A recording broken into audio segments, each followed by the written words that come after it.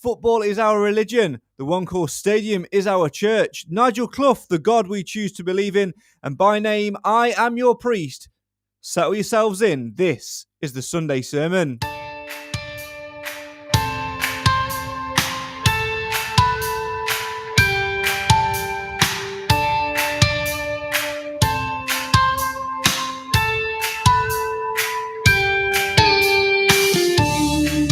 Mansfield Town keep their first clean sheet of the season in a goalless draw at Leyton Orient, but as always, they never make it easy for themselves.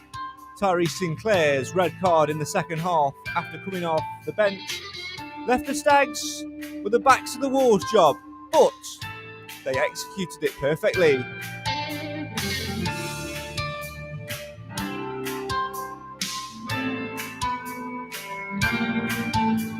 Sinclair's red card, though, is not the only problem that boss Nigel Clough faces in the coming weeks. Stephen Quinn still has a 3-game ban to serve. Right back Kellen Gordon is out injured. There are more injuries at centre-half, which meant that yesterday striker Ollie Hawkins played at centre-back. No coincidence that we've been saying it on the show for weeks, and the first time he plays there, we keep a clean sheet. Today we'll delve a little bit more into that and into yesterday's results, as the Stags bring home a point and a clean sheet from the capital. But could it have been more? A late chance for George Lapsley, a misfiring Danny Johnson, and chances going amiss. However, in the Stags' 3-stage plan, can they complete stage 3 next week as October begins with a home game against Barrow?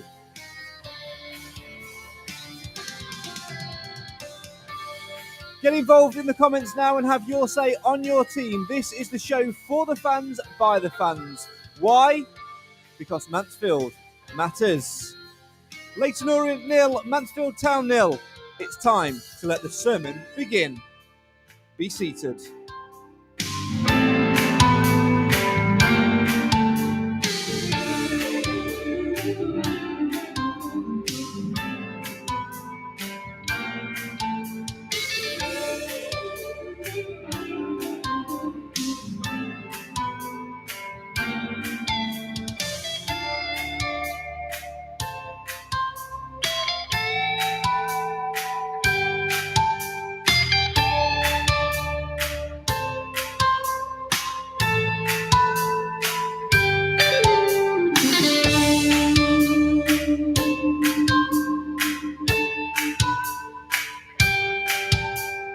Mansfield Town's 3-stage plan. Stage 1, stop the rot. Stage 2, keep a clean sheet. Stage 3, win a game of football. Well, yesterday at Leyton Orient, Stage 2 was executed almost perfectly as the Stags kept their first clean sheet of the season. Can they, though, go on next week and get all 3 points against Barrow? We'll talk about that later in the show. But, of course, as always, it's time to delve into yesterday, a goalless draw at Leyton Orient. As always, have your say on your team in the comments and let us know your thoughts. Time, though, to introduce the two people that will be helping me delve into today's game. Without further ado, it's a warm welcome to Clive Parkin and welcome back to Mr. Nathan Edge. How are you both? Nathan, you look a little bit suntanned, my friend. Evening, gents. Yeah, I'm feeling good, nice and refreshed after a lovely holiday. Jolly good. And of course, as you come back, we managed to keep a clean sheet. We'll delve into that a little bit more later on as well. Clive, how are you doing this Sunday? You were sat right in front of the drum yesterday. Have you got your eardrums back? Sorry. Good evening, Craig. Good evening, Nathan. Yes, it was an interesting experience. It's one I can now tick off my list. I've been on the SSA coach for the first time, and I've been sat in front of the drummer for the first time. Both I categorise as interesting. These things are sent to try us. Nath, let's first and foremost delve into chat to you to start off with. You've been away for a couple of weeks and it's not been the greatest couple of weeks for Mansfield Town. What have you made of it, looking at the results and the performances and watching the highlights and listening to the comments and interviews from afar? The problem is it's made me drink more on holiday. That's the only thing I can say about it. No, it's been frustrating, hasn't it? Again, it's a lot of it's been a catalogue of errors as per usual, and then gets worse and worse with injuries and suspensions. So there wasn't much looking up for the Stags, but that you can switch that into some positives that we've had of late, and we are slowly stabilising the rock and getting a couple of draws and most importantly a clean sheet, and that's the biggest positive at the moment. Yeah, let's delve straight into that, Clive. Yesterday, a goalless draw at Leyton Orient. Going into it, they were second in the league. They seemed to be scoring for fun. We knew that Kellen Gordon was going to be out injured. We knew we had little options back there. But a makeshift defence did its job beautifully. And like I said in the intro, we've been saying for weeks on the podcast that we perhaps should look at Ollie Hawkins at centre half. I don't believe in coincidences. But he goes there, plays centre half, and we keep the first clean sheet of the season. I think somebody on the management team must listen to this podcast. We've been dropping heavy hints about him and possibly even Bowery in the defence as a makeshift effect. But he did nothing wrong. As in central defence, Hawkins is he was there up there, and it was you wouldn't know if you didn't know that he wasn't a central defender by position. So, but I think he has played there before in his previous roles, hasn't his previous clubs. So I guess we shouldn't be too surprised. But overall, the team played bravely yesterday. Leyton Orient are where they are for a reason, and they're a team that you can see have a degree of confidence that we can't have at the moment. And they play with pace, and they've got one or two really good players in their side. So I think we come away from that with absolute credit. Yeah, we do. And let's stay on Hawkins for just a second. As you mentioned, he has played there previously. He's capable of playing there, which is why we've been talking about it for weeks. I think he played there for his previous club, one or two of his previous clubs. And, one thing which we've lacked in the absence of James Perchnath is that calmness, that experience back there. He is more of an experienced player. He is a calm head. Naturally being, the height which he's got helps a lot as well. Won a lot of his headers as you'd expect him to do.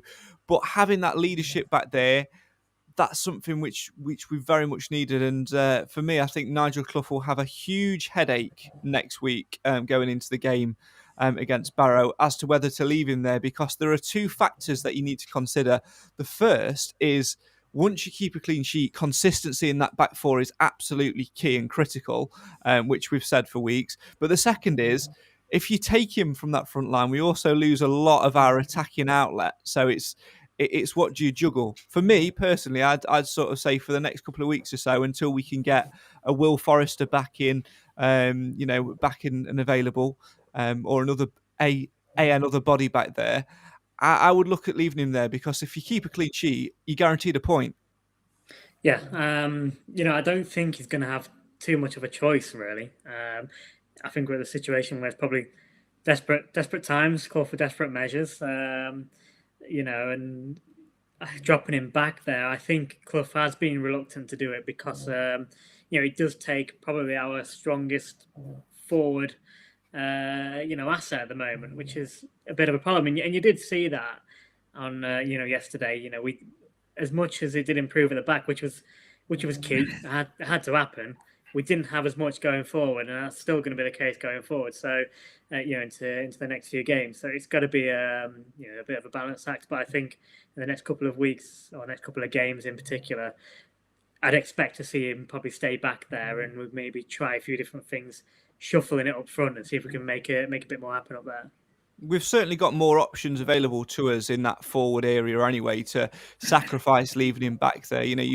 Even though Tyrese Sinclair has got himself sent off and he would be an option up there, you've still got the likes of Jason Law, who's knocking on the door. You've got Keaton Ward, who's looking to come back in. Harry Charsley's finding his fitness there again, which then alleviates other options going forward, like putting Lapsley a bit higher up and what have you. So it's not like taking him away from there is absolutely killing our attacking play. It just means, that we've got to find a different way of playing forward and trying to play through, which is certainly something to take into account. But before we focus, on the defense, on the attacking side too much, because I'm sure we'll come to it a little bit when we talk about Danny Johnson, Clive. Let's look at the importance first and foremost for a group of keeping a clean sheet. It's been a long time in coming, and it was very much deserved yesterday.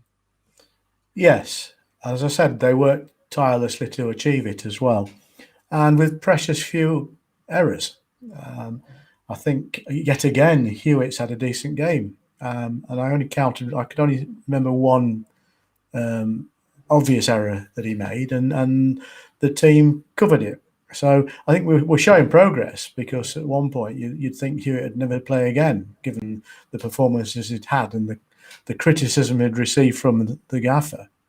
But I'm quite comfortable with him there now, and I think he can also play out on the fringe, which is what he was doing. He's playing in that full-back position rather than centre-back position. And I felt quite comfortable with that.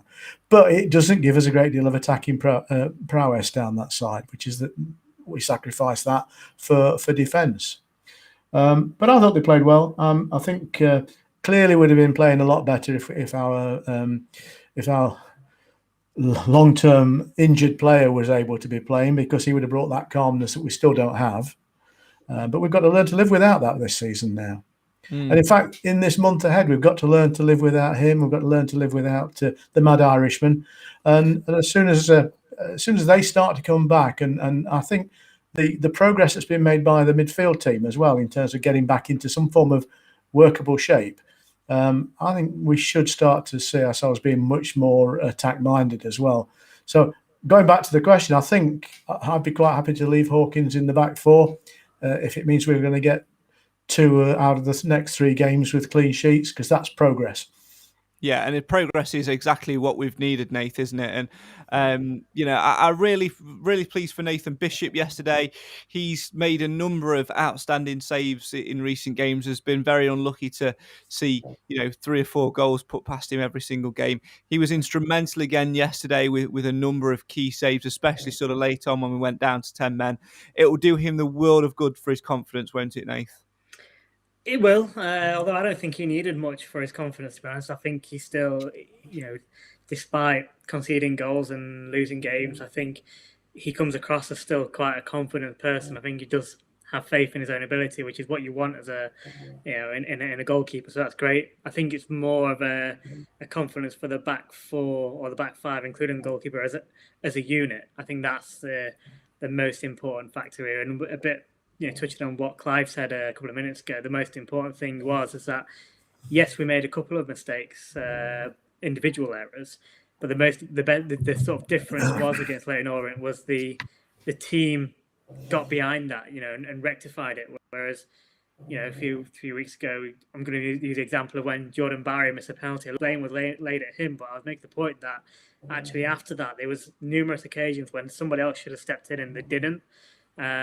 Whereas now, well, at least on Saturday, we did that bit right. If somebody did made a mistake, somebody else, a teammate was there to pick up the pieces. And I think we need to do that more. And hopefully now getting that clean sheet and now having someone to build on a little bit, that having that sort of, wunk of the chip of the shoulder will hopefully help us going forward with that as well. It did seem like that a little bit, Clive, as well, that everybody rallied round each other. We keep missing these bodies. We keep missing these players through injury or suspension. But it did seem that even with dwindling numbers, the players rallied round each other, which was very pleasing to see. Yeah, no obvious evidence of a lack of team spirit. And that's essential in any sport, and not least of which when the team that you're playing in isn't doing that well. But I think they've turned that corner now, and I think that's probably as much credit to the management team as to the individual players as well. And where we're going, it's not fast progress, but progress nonetheless, and we should start winning games. Yeah, we certainly should. As you say, progress nonetheless in terms of keeping a clean sheet. The man between the sticks to get that clean sheet marker to his name is Nathan Bishop. Let's hear what he's got to say as he gives his reaction at the full-time whistle to keeping his first clean sheet in Mansfield Town colours. I thought the boys all over were fantastic today, defensively, everything, organisation. They were just brilliant, and we came with a game plan and we executed it really well. Like the boys all over the pitch, the less I have to do, I guess, is an appreciation of them. I thought they were fantastic all over the pitch today, and I really didn't have that much to do because of it. And they held their heads high and they were brilliant. Even the subs that came on, like put a shift in, Berkey at left back, just winning headers last minute of the game, clearing the ball and things like that. Just they mean the world. We knew what we expected. We had a game plan. We executed it brilliantly, and I think the boys knew that they wanted to pride themselves with a clean sheet, and they really did deserve it over the season. I think today they were fantastic. Nothing processed really in my mind. Not a lot of processes anyway. So to be honest, it was really sharp, really quick, and I just went with it. So wobbling everywhere. So just to see that go somewhere else, like apart from in the goal and hitting my hand, it was lovely as well. I think like even if you took away the point today and you said like just on a performance basis, I think all over the pitch, I think everyone's going to be confident of what they're capable of. The defensive attitude today was fantastic. Their desire, and I think if you can't carry that into next week, then I don't know what more they can do. I thought they were fantastic. That's Stags goalkeeper Nathan Bishop, of course, on loan from Manchester United. Speaking to I Follow Stags following his first clean sheet in Stags colours yesterday as the Stags drew 0-0 away at Leyton Orient. Keep your comments coming in and have your say on your team. Let us know your thoughts on yesterday's game. Who impressed you? Who didn't impress you? What the Stags can work on? That sort of thing. There was an interesting comment which Nathan Bishop made there, Clive, and that's about everybody sort of throwing themselves in front of things and having that never say die attitude. It was very pleasing to see the players sort of get stuck in a little bit more yesterday and have a little bit of bite and enthusiasm about their defensive play. They really put a shift in, and I think were definitely rewarded by the Stags faithful who didn't stop singing from minute 1 to minute 90. Well, they certainly didn't stop drumming. But to be fair, there's how many fans were there? 300 and odd, 250? Yeah, about 350. It seemed more because of the amount of noise they were making, and you're right, they didn't stop all the way through the game, and I think their supporters recognised that at the end as well. But the situation is that I think it's partly to do with team spirit and partly to do with a determination that's now in the side. They were throwing themselves behind every attack. We looked a bit makeshift. We looked a bit panicky at times. That was inevitable. But we were getting bodies and flesh behind everything that was going there. And without any fear of getting hurt, they were just putting themselves in. And there were 2 or 3 occasions when Leyton Orient forwards had made good progress, made opportunities for themselves. And it was only by a Mansfield defender, or in fact, they weren't always defenders or members of the squad, wherever they played normally, get in between them and their shot. I think there should be some recognition of that, and I think that's partly why we ended up not conceding against a very powerful side. A very good point made by Simon in the comments, Nath, who says that's a point we've taken off 2 teams who were on great runs with a weakened side. Good point. Yeah, definitely, and that's another big positive that we can take. I think we've got a lot to build on, and especially to go away from home and to keep a clean sheet again, like I say, against Leyton Orient, who were flying at the time. In some ways, it's a bit like when you do lose some players like we have done, through both suspensions and through injuries, and you have a bit of a depleted squad. It kind of does bring you together as a team, because you kind of know that your back's against the walls to a certain extent, and you know you've got to put in that extra %. So probably in some roundabout ways, probably doing us a little bit of a favour to maybe stop that rut that we were within, to stabilise it. And now we can just hopefully, touch wood, build from it. And then as we start getting players back in, we can still just slowly, gradually build and then get back to sort of the team that we thought we were going to be sort of at the start of the season. Yeah, I think that's an important point to make as well, isn't it, in terms of getting back to where we want to be. I think, like I said at the top, Clive, it is a 3-stage plan for us, really. Stage 1 was stopping the rot. Stage 2 was keeping a clean sheet. Stage 3 now is to go on and win a game of football. It's a shame that we couldn't do that yesterday because even though we were backs to the wall for the last sort of 10 minutes or so since that the red card, the opportunities were there. And like Nigel Clough said in his post-match interview, which we'll hear a little bit more of in a couple of minutes' time, is we just need to get more shots off. We need to be a little bit more clinical when those opportunities do knock. Yes, and I think that will come. I keep reminding myself, and it's worth reminding everybody, that we're still only in September. There's an awful lot of season in front of us, and a lot can happen in that time. And if you look at where we are in the league table, 2 wins, and we're back in the playoffs. So, and I don't want to use that as a point of pressure, because I think actually one of the other good things at the moment is expectation amongst the fans has been lowered somewhat, which takes some of the frenzy out of Mansfield fans. It does, and I think, like Jim says in the comments, actually, it makes you realise it's far too early to give up on this season. It is, and writing it off after the amount of games we did when we were on that bit of a poor slump was a bad error of judgment from our point of view. Well, we saw what happened with Bolton Wanderers last season, didn't we? They were nowhere. In fact, they were the laughing stock for quite a long period of time, because their fans have been giving it the big we are the Bolton, and they look like the real minnows. But then they gathered pace, the momentum got going, and they actually cantered through the finishing line. Keep your comments coming in. Let us know your thoughts on yesterday's game and everything in general as well. We're going to talk Danny Johnson in just a second, returning to his old club yesterday, as we talk about misfiring strikers and not quite getting the rub of the green in front of goal. But first, I think it's poignant to talk about the red card yesterday, Nath. Nigel Clough likened it to that naivety in Tyree Sinclair and the naivety within the squad. He's absolutely got a point, and we, even though Sinclair hasn't really been starting games, this is a huge season for him, and he'll really be looking back on that one with a lot of disappointment in himself, because with the players that we've got out and the list of players that we've got missing, it was actually a massive opportunity for him to get more minutes and really stake a claim like he did towards the back end of last term. Yeah, I think him himself is going to be very disappointed with that, and I was a bit disappointed with the reaction of some of the fans as well, because although yes, it was frustrating at the time, you have got to remember he's still a very young lad, so and it was a mistake. And what's great to see is that actually since then he's come out on Twitter and apologised to his teammates and to the fans. So I think he's realised himself that it was a mistake. So hopefully he'll learn from that, and we won't have a repeat of this in the near future.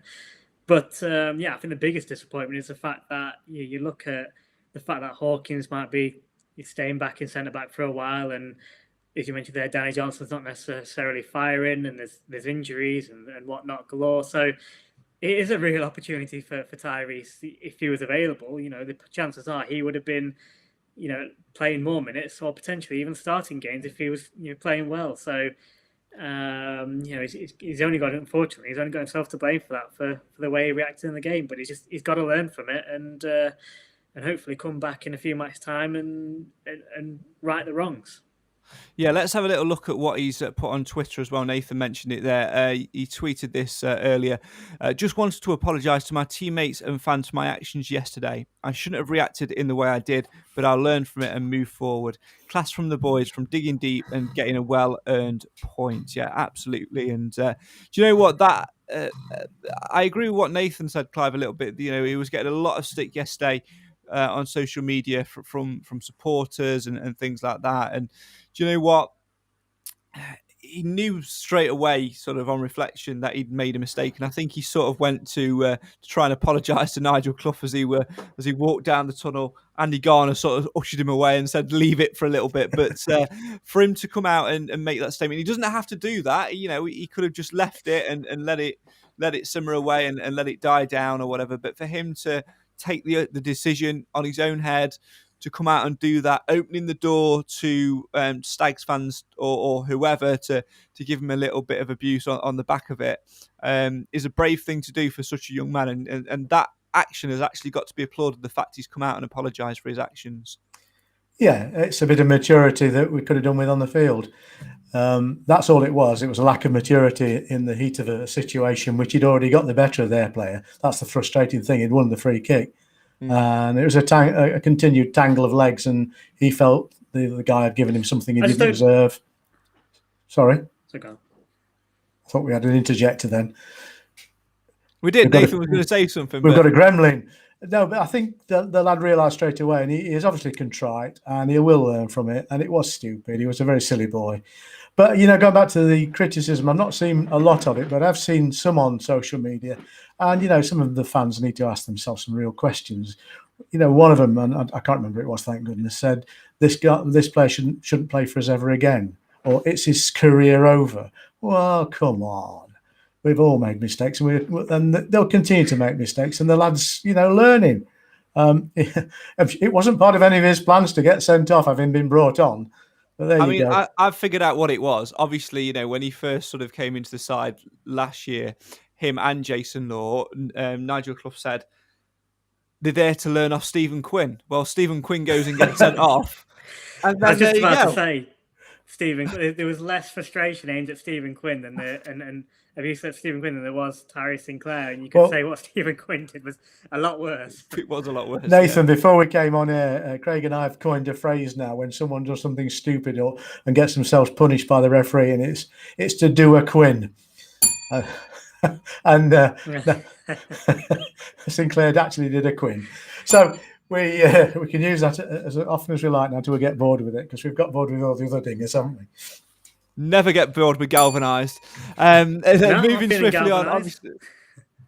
There we go. I do genuinely feel, though, like, a little bit sorry for Sinclair. It was a big opportunity for him. He, like Clive has said, Nathan, he'd won a free kick. There was no need for him to do what he did. He will learn from it. And I think that's where we have to leave it. The only difficulty is, from our perspective, it just adds to the list of people who are missing. It's a big list, and it's ever growing now.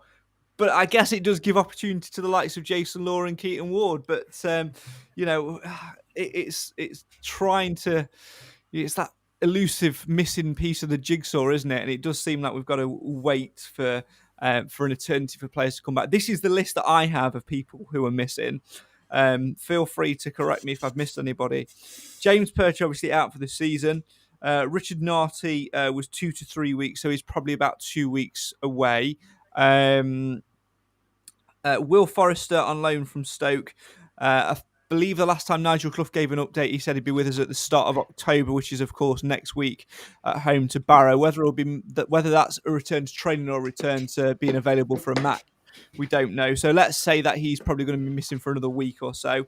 Stephen Quinn has still got 3 games, although he can, like Sinclair, can play in the Sheffield Wednesday game in the Papa John's Trophy. Sinclair out for 3 games as well. Kellen Gordon 2 to 3 weeks awaiting results on a scan. Ryan Stirk also awaiting results on a scan, so around 2 to 3 weeks. So a big ever-growing list of missing players. I don't think I've missed anybody, but we've also in this last week or so, Nathan, sent a couple of the youngsters out on months loans, haven't we? Yeah. That's probably come at the wrong time.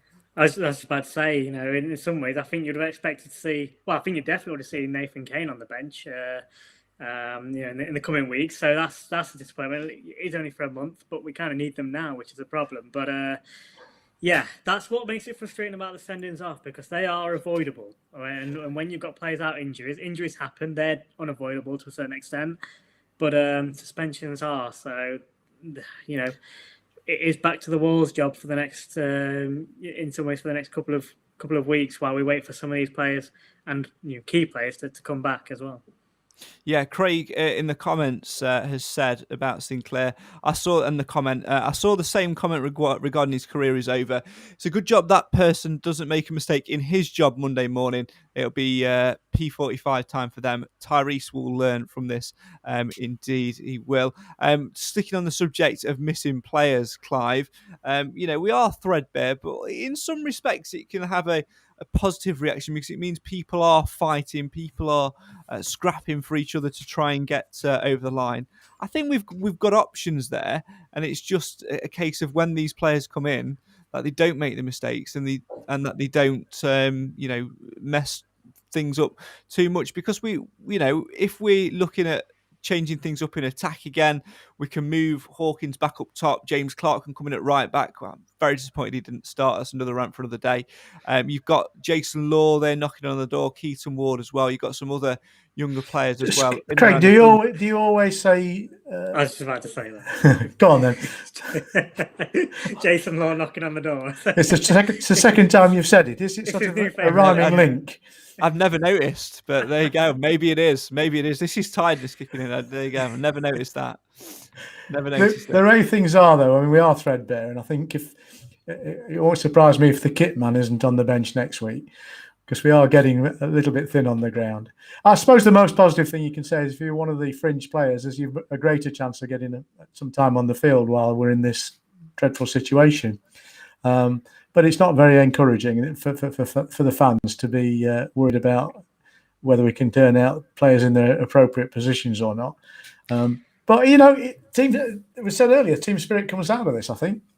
Playing for each other now, which is really a good thing. But, I mean, at the end of the day, when we were sort of had a fully ascendable squad, we actually we weren't winning and we weren't playing well. So actually, in some ways, it could be a welcome change, even though you think it was in key players. I think the way it's changed the mentality a little bit to be a bit more of the underdogs, to be a bit more cautious. It might help us build, like we said earlier in the show, it might help us build a little bit from the back, a bit like we did last season around January time. When we solidified ourselves a little bit more. Thank you. I knew it was coming. It can do that. It can have that effect, can't it? So and then these players who, we might have been crying. If we had a full fit squad, we might be saying crying out for maybe Harry Charlesley to get a chance, or to Sinclair, or a few of these other players, Barry, to get a chance. But if we didn't have these players missing, they may have not been getting their chance either. So. We know Clough likes to name unnamed teams whenever he can, so it might have its own benefits in a roundabout way. I'm with Craig, though. I think I'm slightly disappointed that young Clark isn't getting a chance, because he seems to be doing everything right in the background. And similarly, Jason Law should come through the door, I think, because he played well at the end of last season in the first team. So that Jason Law through the door, was just very poor. Well, we need to put it on a T-shirt, I think, and get some money out of this. Ryan in the comments says, "Do we need to recall some of our loan players back?" Quite simply, Ryan, we can't until the transfer window opens again. So unless certainly the ones in League Two, it might be a little bit different for those younger players that I'd take are out and O'Keefe about. back right now, though. Well, absolutely, but we can't get him until January. Might be different for some of the younger players, but other than filling a slot on the bench, I don't think there's too much to gain from withdrawing them early within the first week of their 1 month loan. So we'll just let them out and just play with one less sub, because that's essentially what it is next week. I actually can't think of somebody who's, other than maybe George Cooper, the young centre-back, to come in and take a slot on the bench for who we've loaned out. So we might just go with one less sub. Just on a more positive note about subs, I thought when Charlesley came on yesterday, he brought something to the team. He brought vigour. I think he's starting to look like the player he was. And it's good to know he's there, because our midfield should be our winning part of the team, really. And I think we're getting back towards it now. He's not quite ready, and you can see that, but he brought something on when he came on. It was much valued at that stage in the game as well. I thought the subs generally, apart from what happened to Sinclair, I thought the subs were well placed yesterday. They came on at the right time for the right positions. Yeah, I agree with that. I'm going to stick on the Charlesley situation in a minute, because obviously he came on for George Maris. Maris should be all right next week. He just had a bit of a whack near the eye socket, so couldn't actually see out of one eye at one point. So, was withdrawn from the pitch. I'd actually like, though, Nath, to see the both of them together. I think they'd complement each other, Harry Charlesley and George Maris, because Maris seems to improve game by game. Yeah, I mean, last season, Charlesley at one stage had a really, really good run where he was getting goals. He was linking up well with, at that point, I think it was something's changing with, I can't remember now. But, he got a partnership going with the players on sort of that right-hand side. I think it was Gordon and Maris, obviously, it was in the middle, wasn't he, as well? So, yeah. we know he's got it there. He's obviously a little bit behind. I think he had a bit of a knock through pre-season, didn't he? So he's catch up on his fitness, and I think you can see that a little bit. But he's getting game time. I expect him to play a little bit in the Papa John's Trophy game as well to continue that. You're getting the minutes and the legs. But I think he could be a player that, again, he's been called upon early. We probably thought this might happen later in the season, but we're going to have more occasions throughout the season where we're going to need to call upon these players. So, and it's their opportunity to show, one, they're reliable when they're called upon, but two, they've got a shout to be in the starting lineup when we do have everyone back fully fit. On the subject of Maris, Richard asks, has Maris been booked 4 times? Without having a little look at my stat sheet, which would crash my computer at this point, I don't know the answer off the top of my head, but certainly got a couple in there. That's another thing to take into consideration, because we've got a lot of games coming thick and fast in this next month. I think before we hear from Nigel Clough, I think it's probably high time to have a little look at the busy month which we've got. It was a slow and frustrating September, a stumbling September, but it's going to be a high octane October. Let's hope that the Stags can come out the back of that with more players available and some more points as well. It all kicks off on Saturday, of course, at home to Barrow. Then the Stags are at home again midweek on the 5th. Sheffield Wednesday in the Papa John's Trophy, where they'll be boosted by the return of 2 of their suspended players for that one. Stephen Quinn and Tyree Sinclair will both be available for that game, but they will, however, miss then the trip to Northampton on the 9th. The home game with Oldham on the 9th, and then the trip to Northampton on the 16th, which will both be their last suspended game. Then we've got Port Vale at home on a Tuesday night, Tuesday the 19th, and then a long trip to Exeter on the 23rd, and then finishing the month with a home game to Tranmere Rovers. A very, very busy month ahead of us. It's going to be an interesting one to try and see how we come through it, Nath. Yeah, I think a bit like what sort of Clive said earlier. At the end of the day, it's still so early on in the season, and to be honest, you even look at the league table. At one point Bradford were up there; they've dropped right down to sort of 11th, 12th, mid-table. The teams who'd expected to do well haven't started off great, but things can change. Very, very quickly. We were up there, and obviously now look where we are. So, I think it's probably a good opportunity to draw a line under September, move into October, and again, yes, we're going to start it off with missing a few players, but at least we can go into it with a little bit of different mentality. That we've got that first clean sheet, and we can build on it. And some games there where we could go either way, but there's nothing. I don't think there's anything in that fixture list for October that terrifies me. I don't think there's. We've played a lot of teams who have been in the top 3 so far this season, even though it's been early on. But the teams that have been in form. Whereas looking at the next sort of month, there's not any there that are absolutely running riot. So it's an opportunity for us to get some points back on the board and bring ourselves higher up the table. Yeah, big opportunity, especially with the likes of Barrow, who are 10th at the moment, sort of mid-table, sort of very average. Played 9, won 3, drawn 3, lost 3, so they're completely average. Then, of course, Oldham, who are bottom of the league and are shipping goals and whatever for fun at the minute. Just going to answer a question from Craig, who says, is Quinn not available for the Northampton away game? I have probably got my maths wrong, but he got a 6-game ban. The first of the 3 was up. Finished with yesterday's game, and then that would make the next 3 league games Barrow number 1, Oldham number 2, Northampton number 3. So my math says that is available for Port Vale. Might be some confusion because it's available for the Sheffield Wednesday game. That's not classed as a ban because it's a league game. So I think it will be the game after Northampton. I could be wrong though. But on those fixtures, Clive, like Nathan just mentioned, like we said, we have played a lot of the teams in that top 3, top 5. We've got some of the teams that have had a struggling start to the campaign now as well. So this is a real opportunity, regardless of availability now, to dig our heels in and get some points. Yeah, I think we've been a little bit unfortunate with the fixtures. who would have known that all those fixtures we played in August, September, generally speaking, the teams we played were on a high when we met them. And so I think we're bound to find a few as we go forward that are not. But I don't think there are any really bad teams in this league this year. I think we've got to respect everybody. And in fact, isn't it just the Mansfield way that we always play better and quite often get better results against the best teams anyway? And it's the minnows that tend to take our pants down. So I think we just need to play the game we know we can play, whoever we're playing against. And I think Clough has one thing to learn, and I think he's probably got it now, is that you can't run the same format against every team.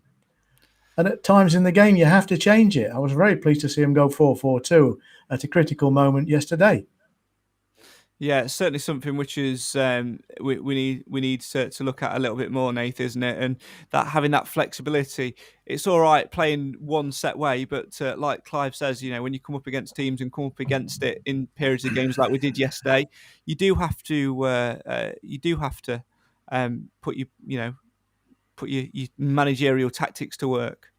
Yeah, but again, this is probably a benefit of missing players, because he's kind of some ways forced into making those changes. But hopefully, if he realizes that actually it works, may continue that. So, or we might accidentally stumble across something else that works well for us. So there's a couple of ways you can look at that. But I think going forward, again, it's something that we've been saying a lot throughout the season about what formations we should go with, and it's changed a couple of times already through this season. We've barely played a decent percentage of it, so we've got to utilise that going forward. And I think Clive's right in what we say. We normally do better against the bigger teams, but for once, I'd just love to see us turn things around a little bit and actually, even if we don't, go out there and batter teams, but just go out there and find a way to win. So I think that's where we go wrong a little bit at times when we play the teams down there. So we've got to just go out there and find a way to win. And I think because of our issues at the moment, I'm quite positive. I think we will find a way to do that. Let's certainly hope so. Time now, though, to talk or hear from the man who's in charge of putting that team selection out, filling those gaps and finding the right formation for us. It's the Stags boss, Nigel Clough, who shares his views on yesterday's 0-0 draw, the first clean sheet of the season, away at Leyton Orient. Here's Stags boss Nigel Clough speaking to I Follow Stags. In the circumstances, delighted. I thought it was a well-deserved point today and a well-deserved clean sheet, especially in the last 10 and 7 minutes added time, was it? Especially with all that added on as well. We had to keep a clean sheet. Were they, I think, second in the league, are they? Something like that. We come here with 6 players missing. We lose George Maris and we have somebody sent off. Nearly a full team out. And the lads really stood up to it. Started with the goalkeeper and made a couple of outstanding saves, especially the one late on. But I thought the back four were excellent today. I thought we actually had the best chance in the first half when Faz headed the one down at Jordan Barr in the 6-yard box, and we should get a shot off, but for some reason we're not getting shots off at the moment. And then second half, I thought we started well on the front foot, won a couple of corners, and then I think they got sort of on top after that, really. And then the sending off means it's back to the wall stuff. But we brought Ty on to be an attacking threat and to do exactly what he did leading up to the red card, was to win free kicks, with his pace and everything he did. Once again, the naivety of some of our players was evident again today. I thought Orient had to work for every single chance they created today. And that was the difference. And then you're in with a chance. Disappointed with a few occasions in the attacking third. But once again, understandable. 40 feet. Now we've had 2 draws. Good foundation to move on. Yeah, I thought we were a threat at times. I thought Danny was quiet, difficult when you come back to your old club. But we didn't get him an awful lot of service and creating too many chances. But he's got to do a little bit more off the ball than he did today. But I thought Rhys Oates was a threat, and I thought Jordan Barry was as well. And then you haven't mentioned even Laps could have nicked it in the 95th minute when he robbed the lad and went clear.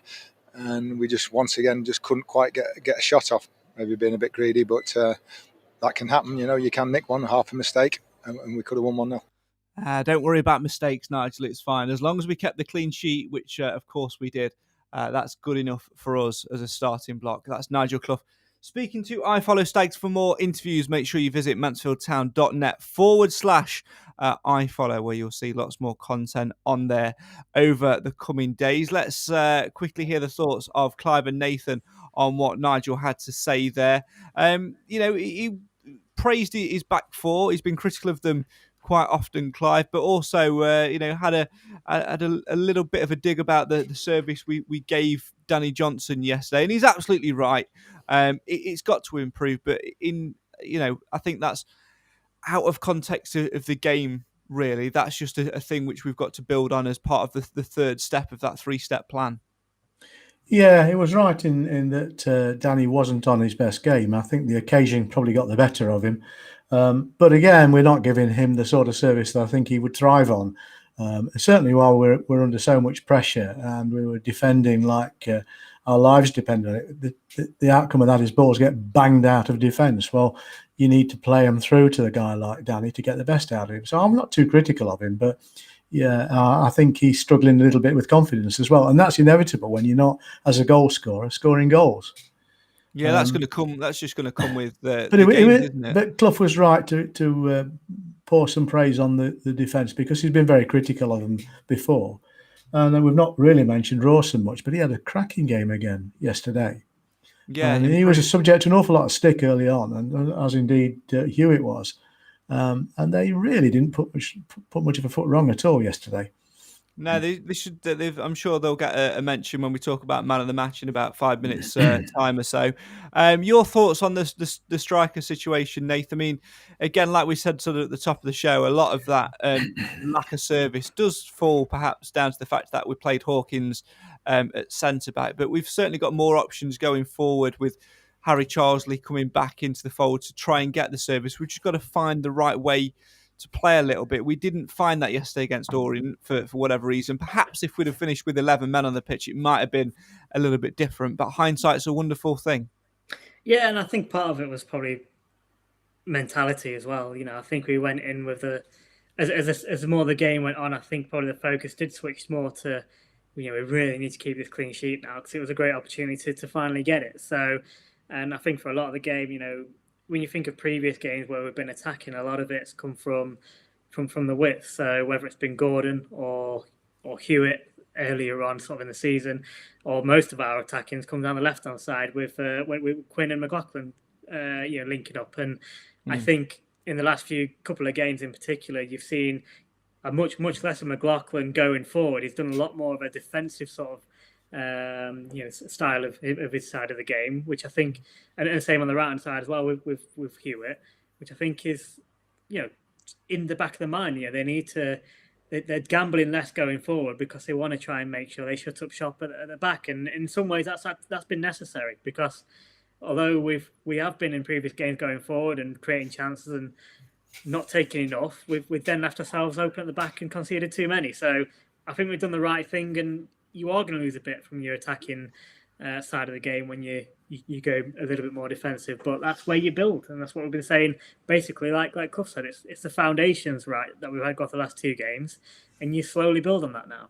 Yeah, absolutely no coincidence whatsoever to see that our attacking movement and our attacking players dwindled since Mr. Quinn got himself a 6-game ban. So we'll see how that goes. Richard in the comments says, due to the location of the clubs, I hope the club really push the away day to Northampton and take 1,000 plus. Nath, it's not going to be an issue, is it, to see people flood that away end at Northampton, because they're all going to see one man. You got it ready, haven't you? You got the clip ready. Who could that be? Daniel Rose? He couldn't wait for that, could he? Couldn't wait. I've been lingering over it for 5 minutes. No. that should put an extra 500 on the gate, surely. Yeah, maybe it should. We always take a good crowd to Northampton, though, don't we? Yeah, we do. It'll be well back there indeed. We'll talk about that in a few weeks' time, though.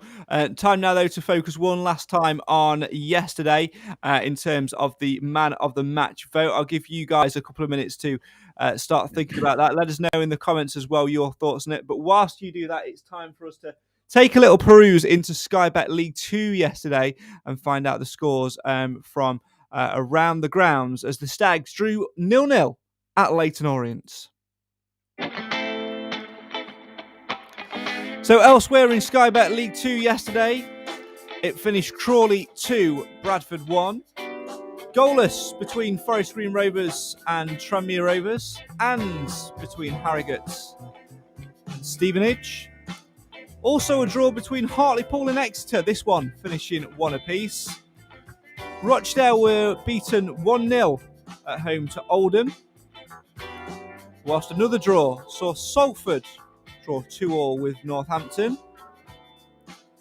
Scunthorpe were beaten by a 0-0 at home to Port Vale, whilst the biggest and arguably best scoreline of the day saw Sutton United, newly promoted, hammer Carlisle by 4-0. A former Stag in Alistair Smith, twice on the score sheets for Sutton.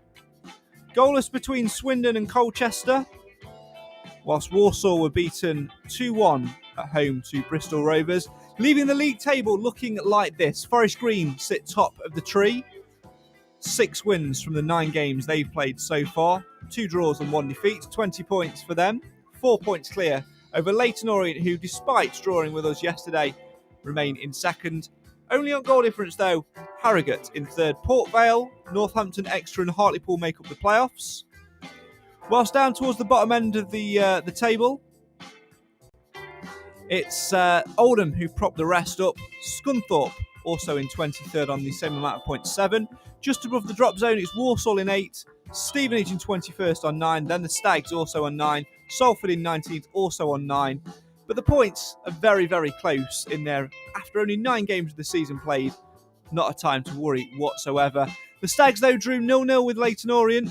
Who was your man of the match? Let us know in the comments. We'll get Nathan and Clive's thoughts as well.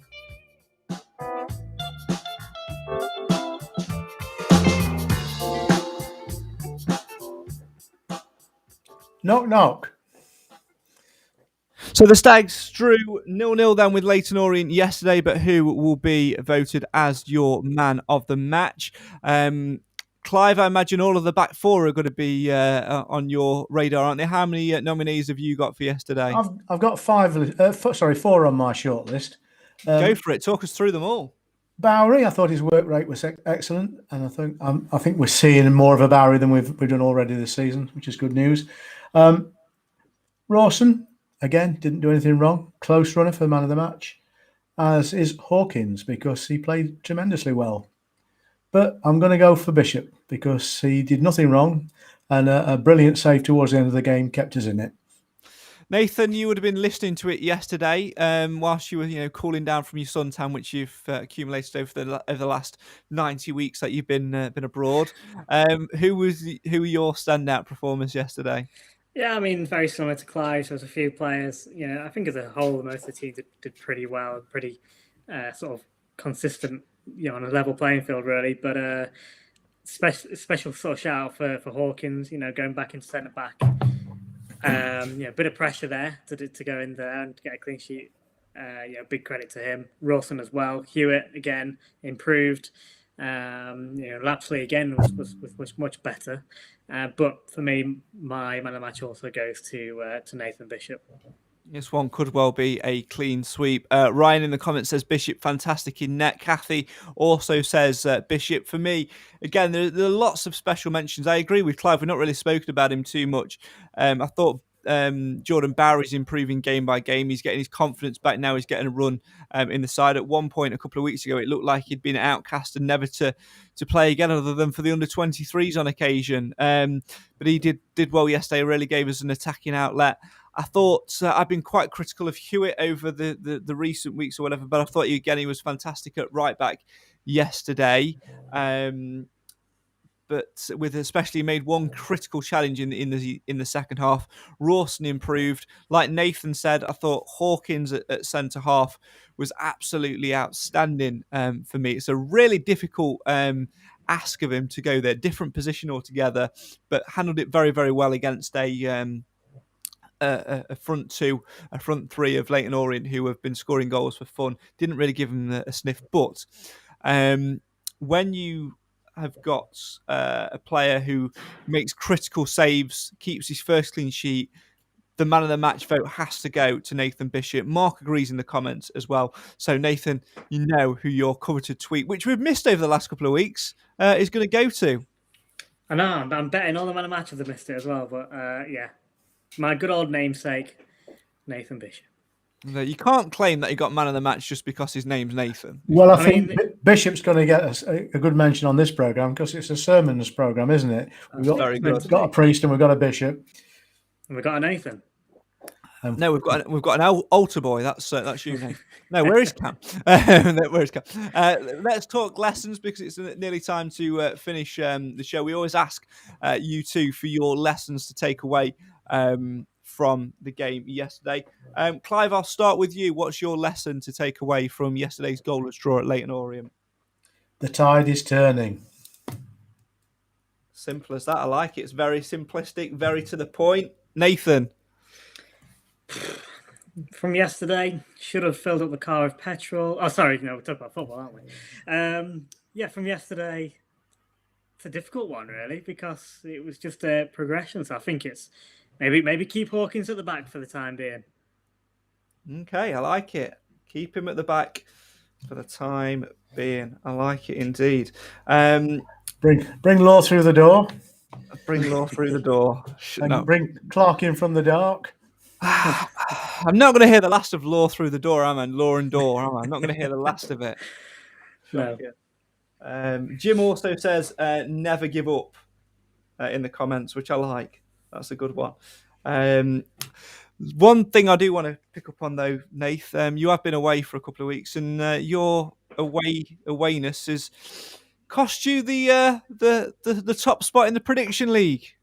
Well, it's a bit disappointing, but I think when we're being away, obviously my concentration wasn't there, and it's just nice to give someone else a bit of glory. So you're welcome to it for the time being. Just keeping it warm for me. Yeah, well, I'm starting to pull away a little bit now from you. I got another point yesterday in the prediction league. Maybe we'll have a little look at that in the week, as well as the Stags prepare to play Barrow on Saturday at the One Call Stadium. For now, though, my thanks to both of you for joining us as always here on the Sunday Sermon, and to you guys at home as well for getting involved. Make sure that you join us in the week as well for yet more Mansfield Matters content. It's always great to have you around and to have you involved in the show. For now, though, that is all we've got time for. The Stags keep their first clean sheet of the season away to Leyton Orient, but here on the Sunday Sermon, what lessons the Clough boys take away? Never give up. The tide is turning. Keep Ollie Hawkins at the back for the time being. And when opportunity knocks, have a bloody shot. It comes to something when there's more chance of Mansfield Town keeping a clean sheet than there is of me filling my car with petrol. Some strange goings off are happening in the world. Thanks very much for getting involved, for watching, for listening, for sharing, for commenting. This is the show for the fans, by the fans. Why? Because Mansfield always matters. I am your priest. This is the Sunday Sermon. Until next week, stay safe and keep following the Stags.